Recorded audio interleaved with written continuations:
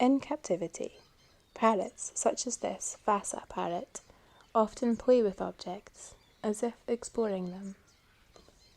When children play with objects, it can help them figure out how they work.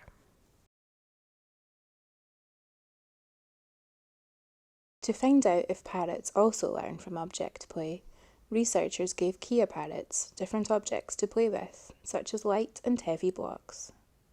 The heavy blocks are striped, and the lighter blocks are dotted. Later, the researchers gave them a problem that they could only solve with the heavy, striped blocks. Would the parrots know which block to use from playing with them? Yes, some parrots, like this one, did. They chose the heavy block and got their treat. The birds seemed to learn something from playing with the objects, so they were not just mindlessly manipulating them.